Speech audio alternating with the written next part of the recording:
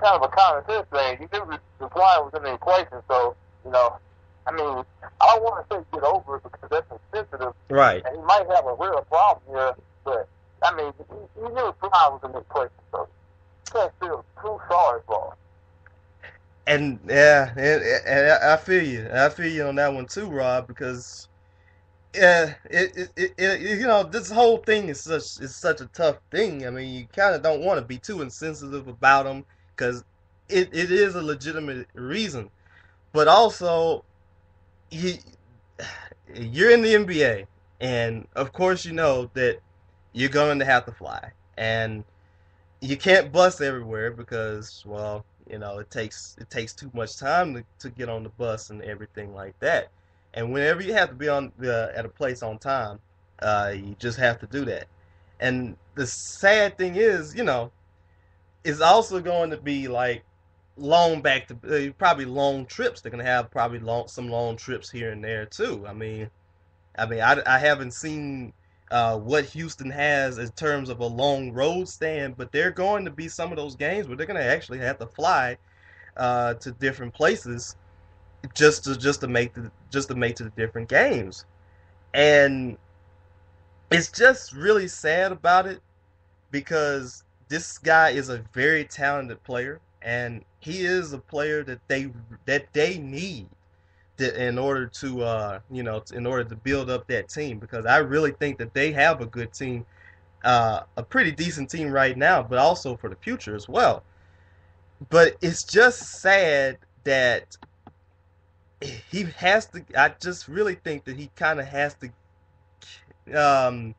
About his anxiety, there might have to be like some different type of ways in order for him to, combat that head on. Right, and I read prior reports that Houston being understanding of his issue and wanting to help, but his MIA going AWOL and whatnot, Mhm. that's not going to help the situation.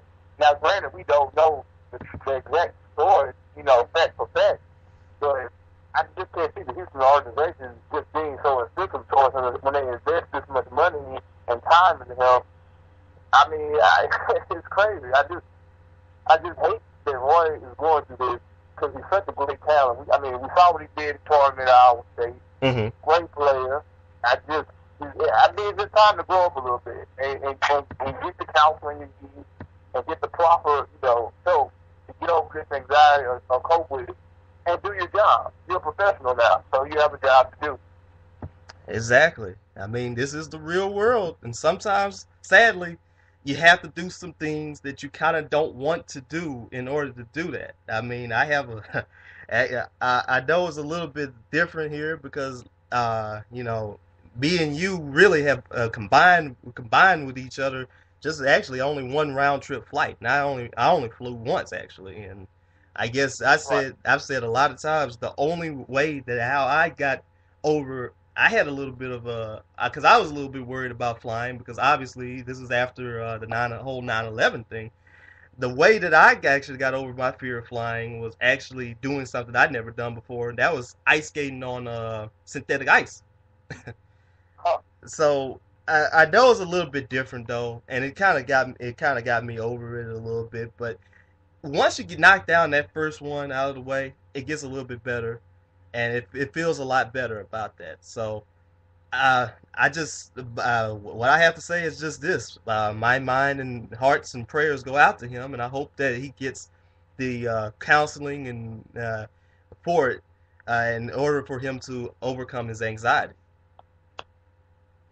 Right. And yeah, at the end of the day, that's all that matters is his mental health and his well-being. And we just hope that he gets the proper help that he needs and, gets out of this funk and phobia.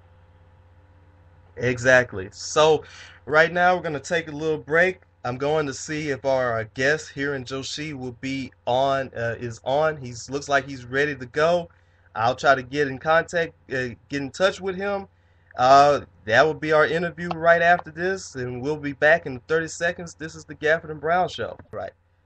Okay, once again, we are back with the Gafford and Brown Show. Right now, we have our special guest here in Joshi. He's a very good journalist, one of my very good close friends of mine. He's from Houston, also actually a graduate of the University of Houston. How are you doing today, sir? I'm good, man. I appreciate the compliments too. That's very nice of you, and glad to be on the show. Oh, it's no problem, no problem. We were just talking about the Royce White situation, and I know you have been up on it a little bit more than I have, a little bit more than what we have been since you are a Houston Rockets fan. Right, What is your take about the whole situation? Because I know you know a little bit more about it than we do. right. No, I was listening to you guys. You guys were breaking it down Hmm. just about as well as I think a lot of us local fans, see the situation, and it is frustrating. Royce White is a smart guy. First of all, he's an intellectual guy. They've done some interviews with him. Um, he's a writer. He likes to write scripts for movies, things like that. So he's a very smart guy, and it's kind of a shame that it's turned out to be such a large confusion between the organization and him. First of all, the thing about him, he's very passionate about this anxiety disorder stuff and all that. So he really wants to get the word across to as many people as he can. But the thing that I think fans are really at a crossroads with is that, Royce wants to be an activist for anxiety, but at the same time, the Rockets are a basketball team, not a charitable organization. Hmm. So it needs to be a little bit more about basketball, and he hasn't stepped foot on the court yet. So I think fans are at a crossroads with that he needs to prove himself before he takes the anxiety thing as his main priority, because the Rockets did go out on the limb for this guy, 16th pick. 15 teams passed up on him based on the anxiety issue. It wasn't talent, because clearly the guy is an incredible talent. He's 6'8". He's able to pass the ball. He had a great summer league, surprisingly, too. He had 8.7 rebounds and 4 assists. So it's very unique for a 6'8" guy to be able to do that. A little bit of Charles Barkley in there. Hmm. Where he's able to get that rebound and run down the court and actually dribble the ball. You don't see too many big guys doing that. So there's a fascinating game to Royce White, fascinating guy as well. But I just think that right now, he's got a lot of local people here in Houston absolutely fed up with his Twitter rants out there, because he just continuously keeps on forcing the issue down our throats. And I think, that's where the fans are kind of like, Royce, go meet with the general manager, Daryl Morey, iron this out, and let's have a good season, let's see you progress. So I think that's where we're at right now with him. And right, I mean, like you said, it's just very sad to see this happen. To the both, just the both of this, and like we said, it's kind of hard to kind of take sides on this, but I understand what the team is. It's pretty much the team here. Like I said, I have to take the side of the team. You're a professional. You're trying to.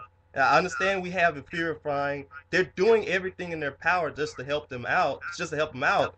And right now, it just seems like he's kind of refusing to budge a little bit. Exactly. And Lamar, he's like I said, he's a very smart guy. Right. The thing about it is Marcus Morris. Here's a guy who's kind of jumped into the rotation this year. He's having a great year. Hmm. And last year, he could not find time with his team when they threw him into the D-League. And he's a real beneficiary of the D-League. He's come back this year, and he has proven to be clutch at times. He had a huge shot against the Trailblazers a couple days ago. A pretty solid night again last night. So I think Royce just has to learn that it takes time. His special circumstance will not progress him any faster than any normal rookie. Mhm. And again, that's where fans start to see this. They don't want to see any favorism just because he has a certain issue. But, I can level with him. I respect the fact that he's so passionate about it. He's not backing down from it at all. He is actually going right after sports journalists and telling them what they're saying is not right. So he's very passionate. He's not scared about letting people know what he thinks is right and wrong, but it certainly does come off as a little bit abrasive and aggressive at the same time. So I just hope that, I think he has a meeting today with Daryl Morey, and Daryl Morey is a very calculative guy. He doesn't take bad risks, so this is one of the biggest risks I think that Daryl Morey has taken as Rockets general manager, because there were so many red flags on this guy, and he still decided that, we're gonna prove all these other teams wrong, and this guy's a talent that we're not going to pass up on. And now there's 15 teams ahead probably looking at this Rockets squad and saying, this is exactly what we warned you about, So I hope it works out. I really do. Well, let's also talk about one of the big moves that Daryl Morey has also made, and that was before the season, and actually before the James Harden trade and the whole Beard Sanity thing. We actually said about the Rockets that they were going to be a very exciting team to watch, and now you got James Harden, and this makes it even more exciting. This kind of makes me actually want to get a chance to see how you guys are doing as well. Right, right. Yeah, it was a great trade. It was very out of the blue. I don't think anyone expected it that night. It just kind of broke, and that's kind of how Daryl Morey does his behind the scenes stuff. He usually doesn't do it at the time you expect it to happen. So it was a great pickup. We had been talking about Harden as fans down here, knowing that the Thunder would more than likely not be able to afford his services. So the Rockets jumped in, didn't waste any time, and the greatest part about it is they have max money next year to pick up another max player. Mm-hmm. So excuse me, you know that there's the opportunity to grow this team even further. And I know you guys. I saw you on Twitter following the Andrew Bynum bowling fiasco going on right now. And I would love to have a good center here, but I certainly would love to have one with a brain and a better IQ than Andrew Bynum. But I would not be surprised if the Rockets pursued him and definitely threw that max contract at him. I just hope he can stay healthy, but Right. That's definitely one guy that I think they're going to zero in on as much as they can. And despite of his eccentric nature and all that stuff, he is a very good talent whenever he's on the court. I mean, no matter what exactly he is, he's pretty much one of the best pure centers that we have out there. Rob, do you have any questions for him? Yeah. Man, how exactly how close do you guys will be Dwight Howard, and how did Orlando turn down those 3 number 1 picks for what they've got now? I mean, I still don't understand their move. Yeah, it was pretty crazy, and there were a lot of rumors here that the Rockets were right around the corner on Dwight Howard. They were very close to picking him up. Dwight, they played the Lakers yesterday. Dwight said that he would have been fine coming to Houston, but he gave absolutely no indication of sticking around past 1 year. And I think that would have been a huge mistake for the Rockets, considering they did end up with Harden, who signed that 5-year, $80 million contract. Now you have a foundational player for the next 5 years. With the Dwight Howard circumstance, they were asking for quite a bit for this guy. And, Dwight would have been a fun guy to watch for a year, but at that point after, I think you would have lost so much of your youth and so much of your future in picks that, Dwight probably more than likely would have walked out, even if the Rockets would have offered, that max contract. So in that sense, the Rockets were close from what I understand as far as the rumors go, but it's a little shocking that they were able to trade so many picks and bring them over. And, I hate the fact that some players have so much power in this league. You see them kind of take their old team hostage and kind of sit on that bench and not do anything until they get their wish. So that's another interesting, topic, definitely with Dwight Howard. Oh, yes. But, do you think that Jeremy Lin struggles are a bit blown out of proportion? Because, I mean, his assists, he's still averaging a double-double. His assists are looking nice. It's just that his scoring is not as much as we thought it would be. You think those Lin struggles are blown out of proportion? It's a great question, and you're definitely right. I think in a way it is kind of blown out of proportion because people are still on that Linsanity ride, and that ride has definitely ended. It's a new team. There's a lot of chemistry issues right now, I think, between him and James Harden. You can tell in close games at the end of these games they're a little lost on who needs to take that final shot. Jeremy has struggled tremendously with his shot. It really has been pretty bad.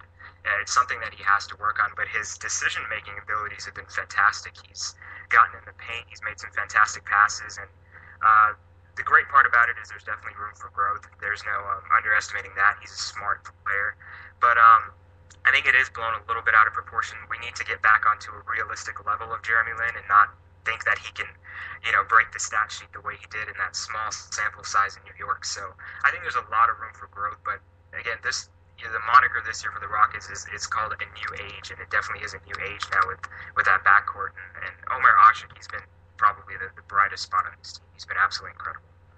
Oh, yes, and I've actually got a chance to see a couple of his stat lines. I mean, this is a guy that's actually had some double-digit rebound games, and actually he's really, really been playing very well. And I mean, It's just like it's like he gets the job done. He gets the job done. He's not a star, but he's gonna get the job done regardless, and he's gonna be a very good player for probably also the time